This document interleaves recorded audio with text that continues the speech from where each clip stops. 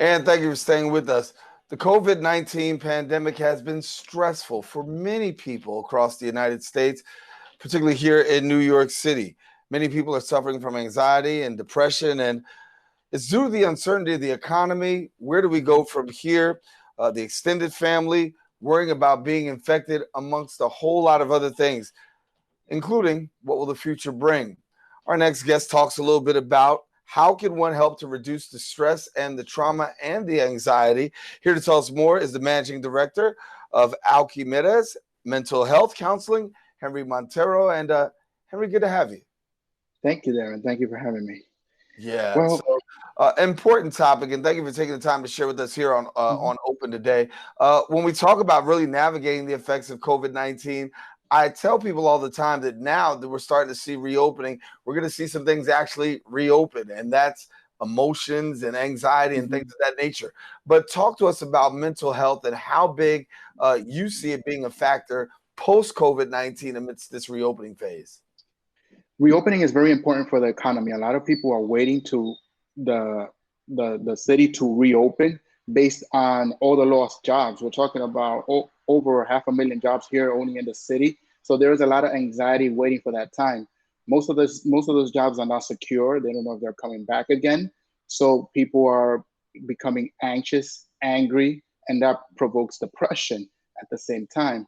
People are stressed about COVID, and we see in our community, Hispanic, Black, marginalized people, that low income, where COVID, it's it's it's high up to 42% in our community due to they cannot socially isolate as much as others, which is turns out to be a little bit more difficult. But also, people are anxious about the protests and the riots, what's going to happen, and there's a lot of gun violence. Now we're seeing a high and a rise in gun violence, people shooting.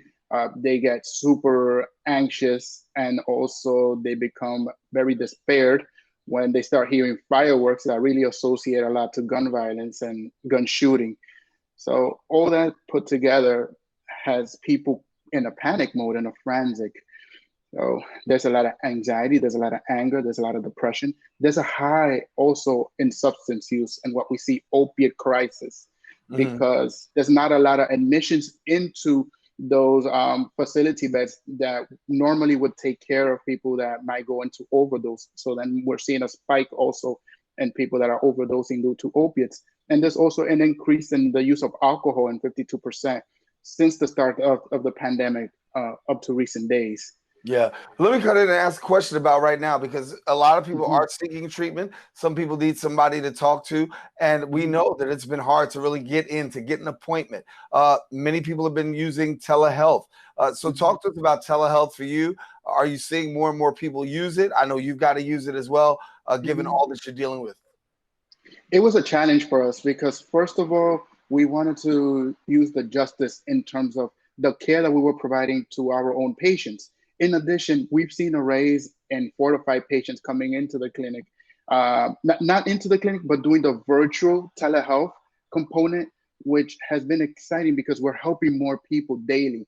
Having these tools, and especially the practitioners that we have working for us and our doctors and nurse practitioners, they've just been excellent at focusing at people's work and the needs of the community. There's a lot of needs out there. There's a lot of people anxious for the things that I just mentioned. Uh, COVID, families are sick. They don't know. They don't have an exit strategy on how to cope with what's going on. There's also the the anxiety of not being able to leave homes. And there's some people that are smart that they catch themselves over drinking, and now they're seeking also help. There's a lot of centers, a lot of nonprofits that have closed down because they weren't prepared for this. They weren't prepared for a transition or do a quick transition into telehealth. So this has been an excellent component for our community. Yeah, I know it's been a great a great resource for people so they can get Hmm. connected and stay connected. I think for a lot Hmm. of people, it just became a hard stretch, right? How do I navigate into this Hmm. telehealth thing? I'm used to seeing somebody, Hmm. in that phase, but Hmm. there's still some anxiety, right? And I think people Hmm. still have to have anxiety as well as depression. Are you able to kind of like curb that through telehealth, given the fact that people can still be able to come and check you out virtually? Well, yes, 100%, because people feel relief once they're able to be heard, listened to, and having that outlet of communication with someone that's not judgmental, someone that is professionally prepared, that's credentialed to work with these type of issues. I mean, I'm prepared, I'm trained. I don't get burdened as easy as communicating with someone that doesn't have the training. So there's a lot of suggestions that we have for people. First of all, try to reinstate a pattern of sleeping. There's a lot of people going to sleep at 2, 3 o'clock in the morning, concerned and thinking about what's going to happen tomorrow. There's really no solutions for COVID out there. And once people understand there's no solution, we start preparing on how to live a normal life in terms of waiting for that day when it comes that things get back to normal. Yeah, I think everybody's talking about getting back to, getting back to normal. Mhm. And for a long time, we're going to say, let's be honest, it's not gonna be normal. But Mhm. people do have coping mechanisms, trying to Yes. cope from COVID-19 to getting to a place where some normalcy could actually kick in for Mhm. them. But for some, it's a hard thing. Mhm. Substance abuse. I want you to share a little bit more about that, because we do have a lot more people who are actually, taking and using substance abuse in a time like this, trying to use it as a coping mechanism.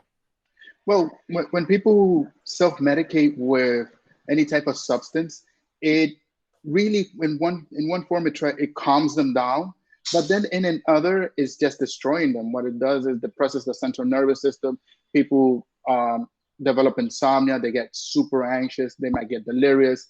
Others might use substances to the point that they have to go into a hospital for treatment.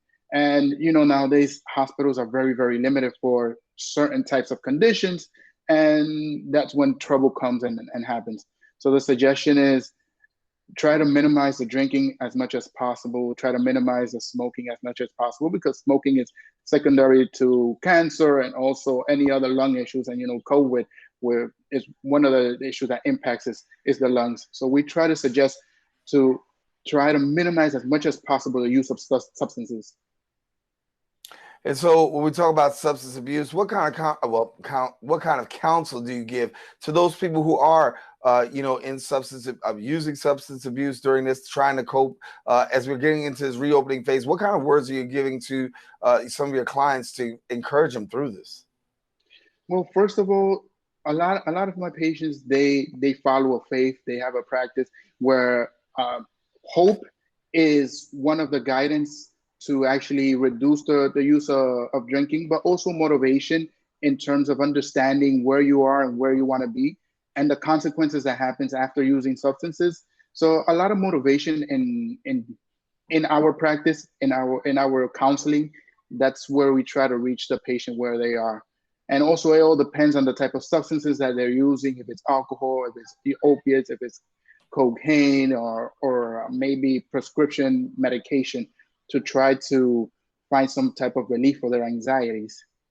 Well, we're going to leave it there. And thank you so Mhm. much for joining us, Henry, and taking the time to share a little bit about what is going on in the world of mental health, a very important component as we try to navigate throughout COVID-19. Thank you so much for being with us.